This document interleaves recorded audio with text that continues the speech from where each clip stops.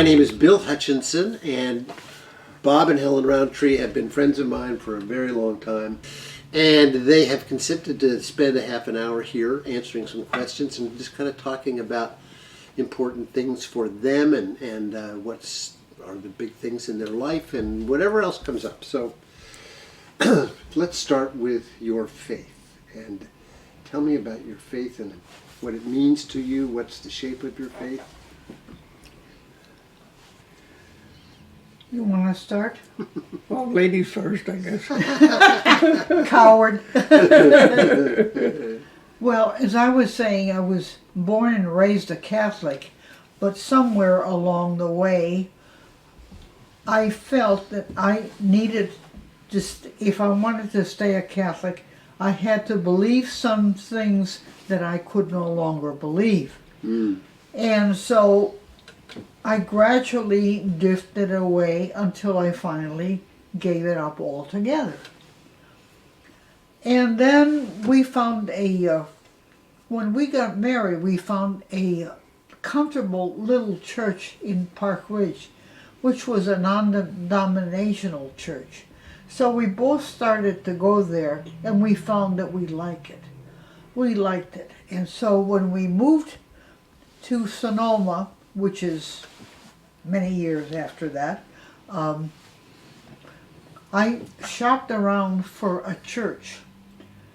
And when I found the first Congregational church, I said to Bob, I think I found it. We started going there, and it was just the right place for us to be. The people, And the minister.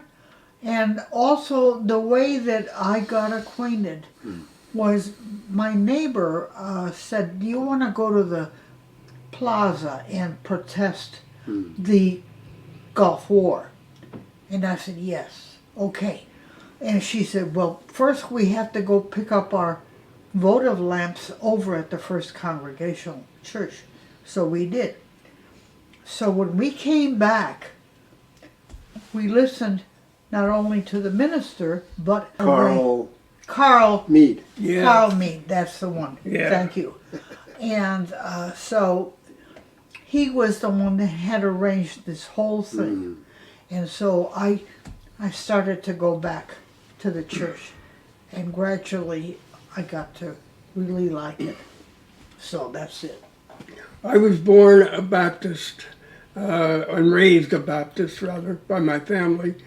And it was fine, but I was about 11 or 12 when I finally started listening to the minister at the services. And I'll never forget, I'm sitting in the pew, listening, trying to listen, and in the back pew, my mother and her lady friend were sitting there talking about the Red Cross or the Blue Cross or something that they were working on to help out with the community. And I thought, my God, they're not even listening to the sermon, you know. Or when I moved to Chicago, and that's when Helen and I did find the church that we liked and the minister that we liked. Of course, in the latter years, my age now, 96, I don't usually get up before 10 o'clock in the morning, and it's just too much to get up and go to church, and so we haven't attended on a regular basis at all. Okay, well, thank you for that. And 96, is that what you just said? 96 and 94. You two are looking like a pair of puppies to me. We don't feel that way. What's something you're proud of in your life, Bob? A couple things. I'm proud that I joined the service and the paratroops. That was one of the best things because that was a real good group of men who were desirable of helping out where they could, and even if it meant going into areas where they would be killed. And it was just a proud group. I should be proud of the fact that I was able to accomplish as much as I could with the education, and I did go pretty far. I didn't graduate from college or anything, but I did attend college for 2 years.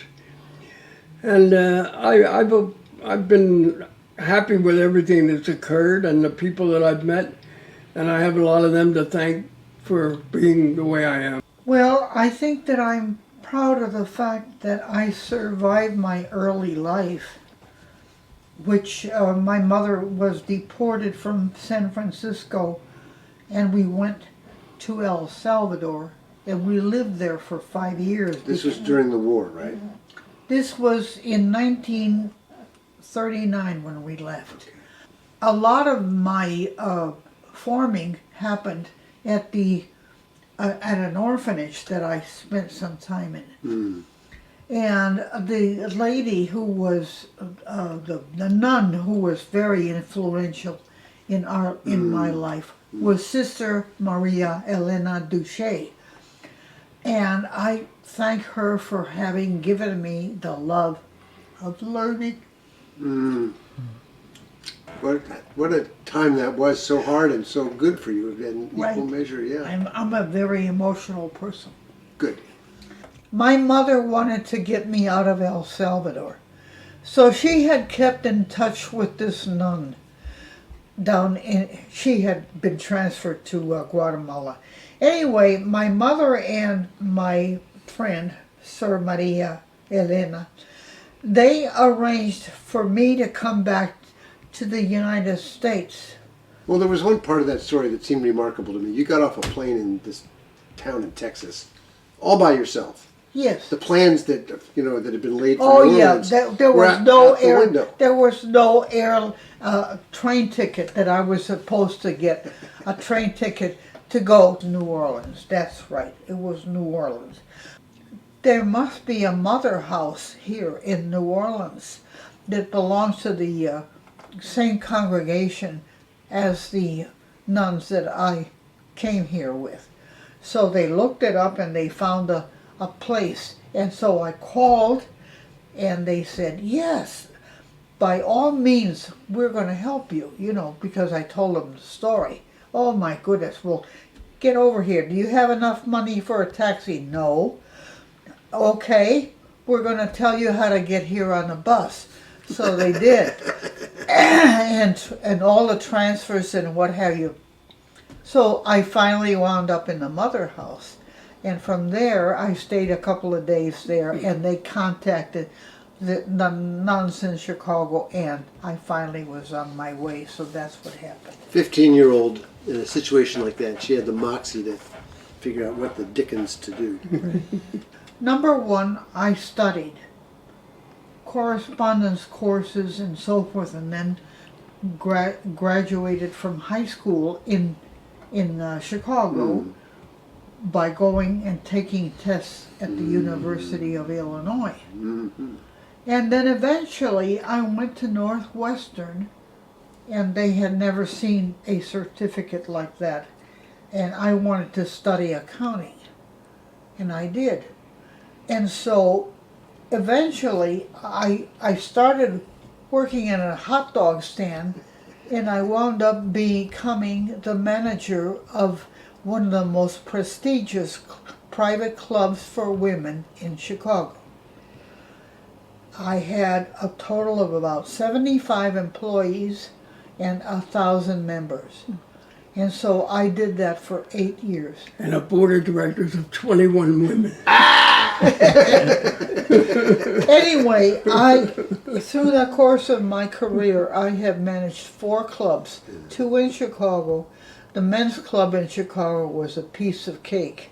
And then I managed a private club here in Alameda, which was a yacht club. And then in Oakland, another women's club. And I retired from there. Self-made. Yeah.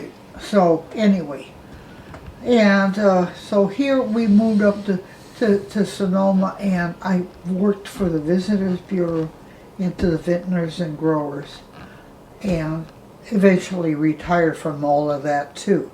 And I started a writing group. Janet Wentworth and I started the writing group. At one time we had about 20 members. And anyway, this pandemic, dissolved that because they couldn't meet. But anyway, those are things that I'm proud of. Well, He was a very capable individual working as a computer systems management, both in Chicago and here in California. And the last place that he worked for was Fujitsu. We're running short on time here, so I'm going to cut to the final question. Helen, what are a few things about this guy that you particularly value and appreciate and love? I like his sense of humor. And no matter how difficult a situation is, he can kind of put it aside and let it wait, and eventually he'll come up with an answer, so that we can maneuver. I like his steadfastness, his sense of humor, and his forgiveness for other people and for me especially. How about you, Bob? well, there's nothing to forgive Helen about. What admires me about her, among many things, is the fact that she reads so much. And she's also so concerned and caring about everybody, including me. And she's always taking care of me whenever I need it. And I'm so thankful for that. So I love her dearly. Well, you retired, you moved to Sonoma, and we're very glad that you did. And thus endeth our little interview. Thanks to Kathy Anistad, who's behind the camera, and I look forward to seeing this on our church website. Thanks so much. Thank you both.